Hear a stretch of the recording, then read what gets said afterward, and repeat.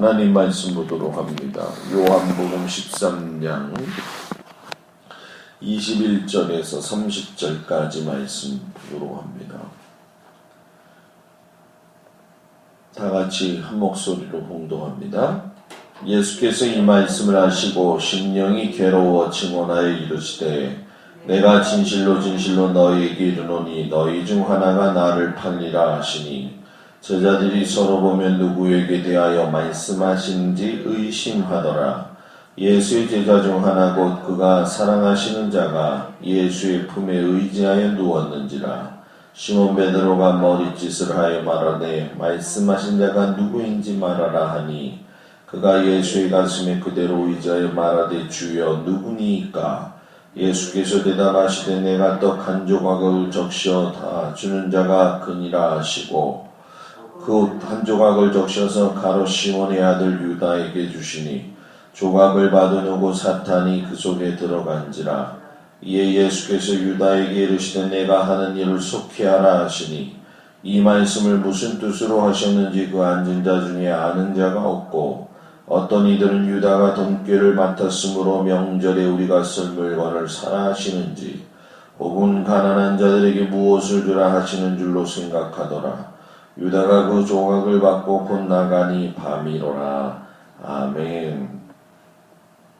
나는 예수님의 마음을 평안케 하는가? 라는 제목을 가지고 오늘 아침 말씀을 묵상하도록 하겠습니다.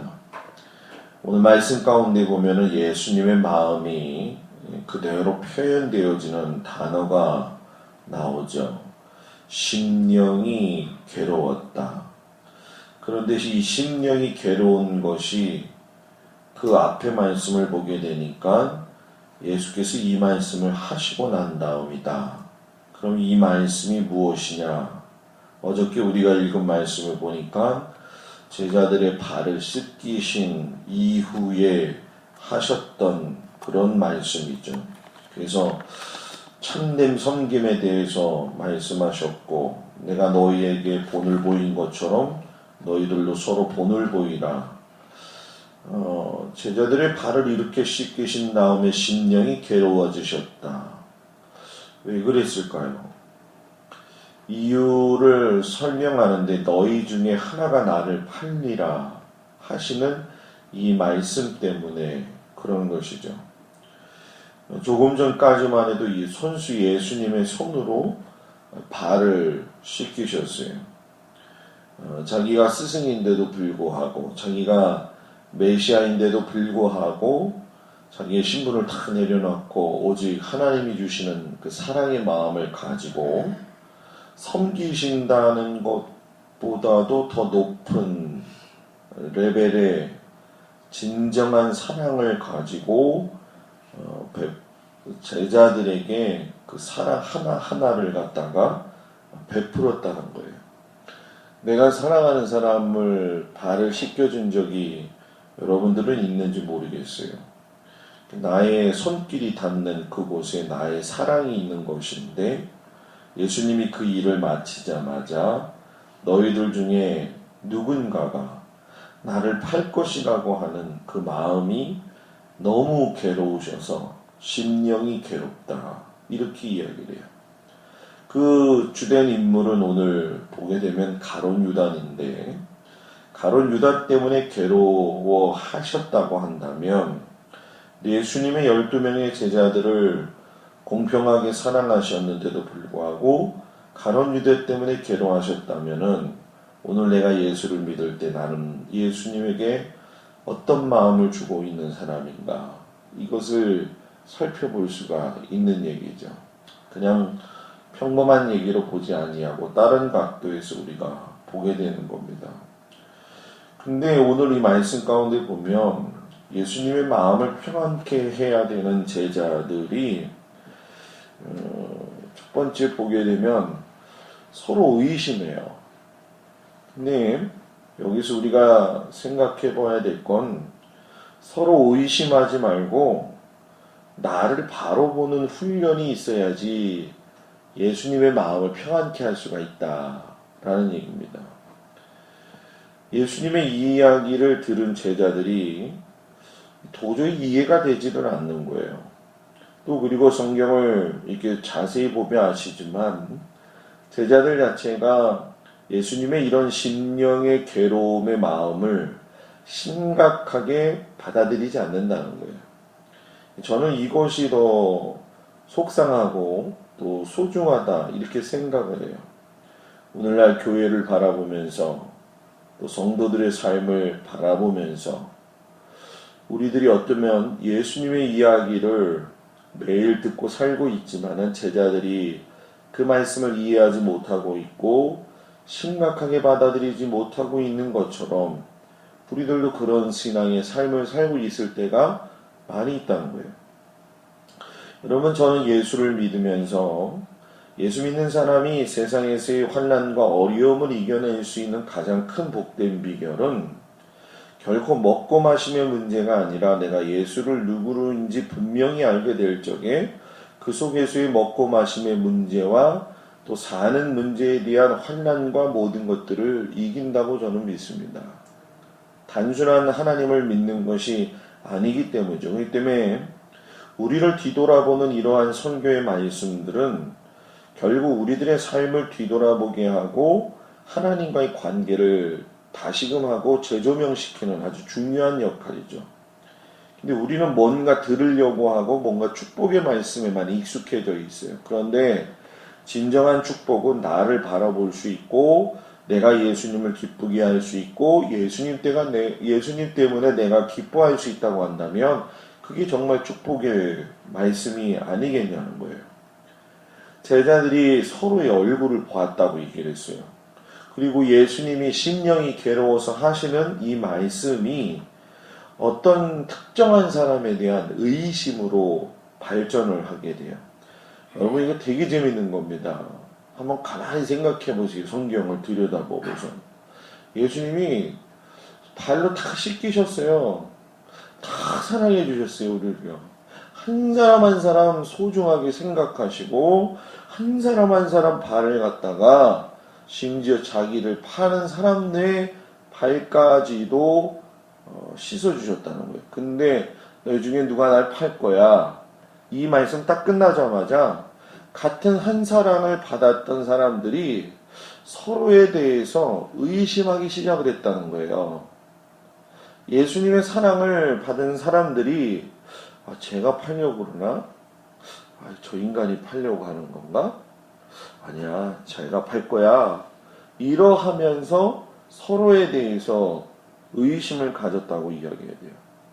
자, 여러분, 이 상황에서 예수님의 손길로 발을 씻김 받은 사랑의 제자들 속에서 남아있는 건 예수님이 몸을 굽으려서 우리의 발을 씻기시고 우리를 사랑하셨다라고 하는 그 사랑에 대한 감사가 나타나지 아니하고 서로에 대한 의심의 모습으로 발전하는 모습을 보면서 우리가 남을 의심하고 남을 이해하지 못하는 신앙의 삶이 하나님 보시기에도 참 어떻게 보일까? 이렇게 생각을 해봐야 되겠죠. 왜냐하면 예수님이 손으로 발을 씻긴 우리 인생인데 내가 예수님의 마음에 평안을 주는 사람으로서 심령을 괴롭게 하지 않는 사람이 돼야 되겠잖아요. 그렇게 되기 위해서는 너희 중에 하나가 나를 팔리라 이 단어에 집중하는 것도 물론 중요하겠지만은 이 말씀을 듣고 난 이후에 그 자리에서 제자들이 예수님께 그 말씀이 무슨 뜻입니까? 그 일이 어떤 것입니까? 이렇게 대화가 나왔어야 되는 거예요. 그런데 여기 보니까는 시몬 베드로가 머리짓을 했다 그래요. 사도 요한한테 네가 물어봐. 이 얘기예요. 12명의 제자들이 예수님의 이 심령의 괴로움을 보고 예수님 그렇게 괴로워하시지 마시고 우리가 이 문제를 주님 앞에 내어놓고 회개함 받을 수 있는 길이 있다고 한다면 길을 열어주시면 좋지 않겠습니까? 이렇게 물어봤다고 한다면은 판도가 달라질 수도 있었겠죠. 서로 의심하게 되고 나 자신을 의심해 보면서 한번 점검해 봐야 될 필요가 있는 건데 좀 아이러니컬한 거죠. 요즘 여러분 내 신앙생활이 어떠한가 이렇게 한번 살펴보세요. 예수님의 심령을 평안케 하는 심령으로서의 믿음 생활을 하고 있는가? 참 마음의 평안함을 가지고 예수님을 기쁘게 해드리기 위해서. 그래서 요즘은 예수님이 참 기뻐하지 못하시는 것 같아요. 그죠? 사람이 기뻐해요. 사람이 즐거워해요. 사람이 드세요. 교회에 사람 이야기만 많고 사람의 이름만 드러날 뿐이지 전혀 예수님을 찾아볼 수 없는 시대를 우리가 살고 있어요. 다다음 주에 설교 제목을 제가 어저께 잡았는데 이런 사람은 도저히 말릴 수가 없습니다. 이런 제목을 가지고 말씀을 전하는데 예수의 복음에 미쳤던 베드로와 야고보와 요한과 그의 제자들처럼 정말로 예수 때문에 변화된 사람이 되어져 가지고선 세상 사람들이 말릴 수 없을 그런 믿음의 사람들이 되기를 주의 이름으로 축복합니다.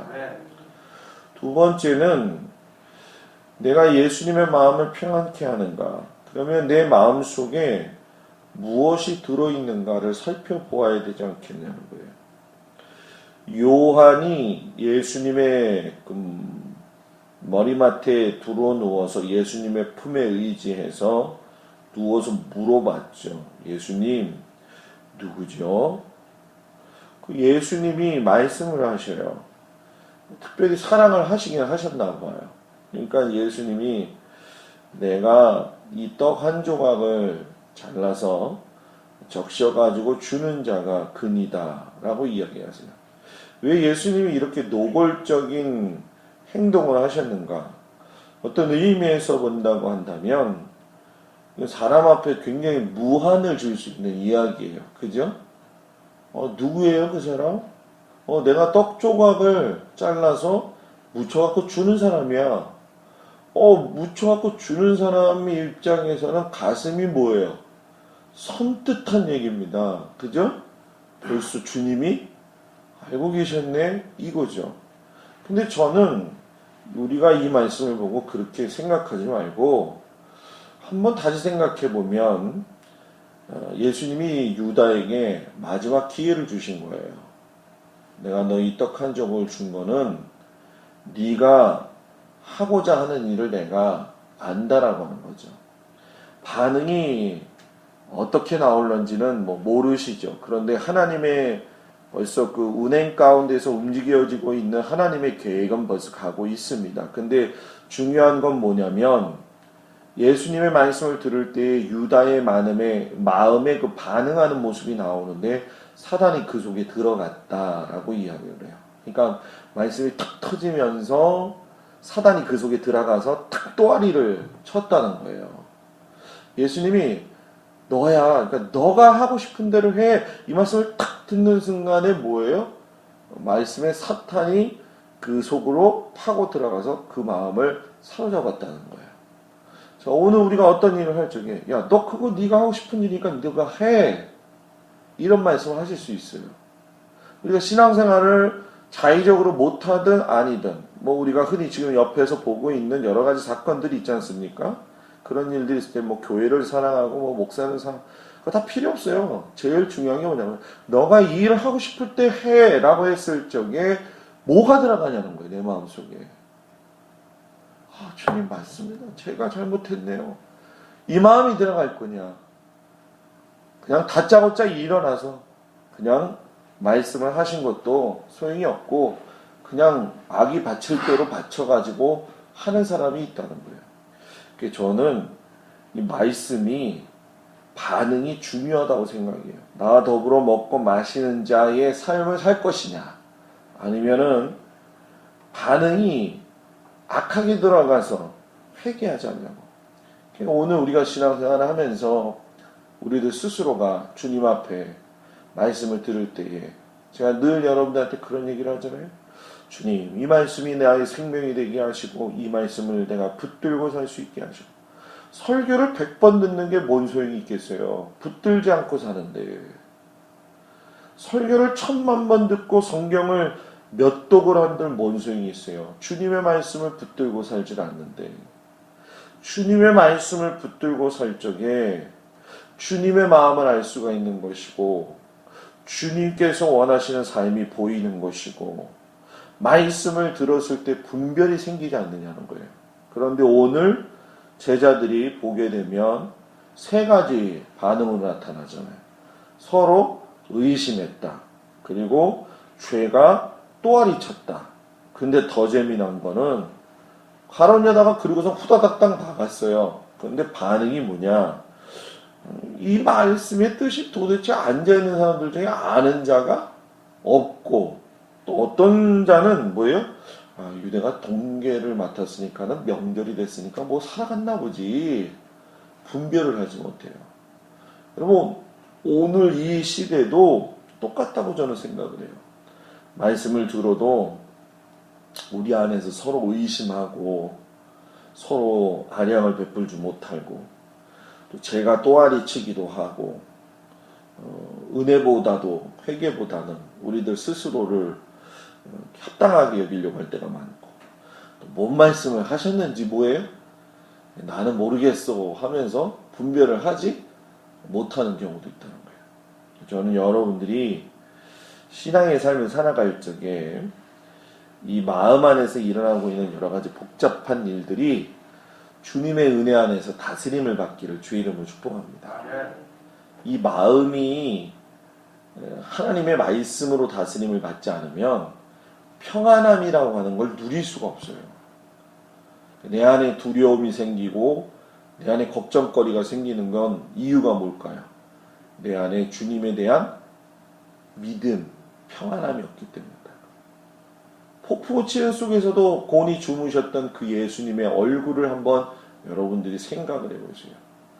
내 아버지가 이 세상을 만드신 분인데 내 아버지가 내가 타고 있는 이 배의 주인공이 되시고 선장이 되시는데 지금 부는 풍랑과 일고 있는 이 모든 것들이 나에게 무슨 영향을 끼치겠는가. 이런 믿음이 오늘 여러분들한테 있으셔서 지금의 삶이 어떤 모습이라 할지라도 기쁨을 가지고 승리하는 저하고 여러분들이 되기를 주님의 이름으로 축복을 드립니다. 기도하겠습니다.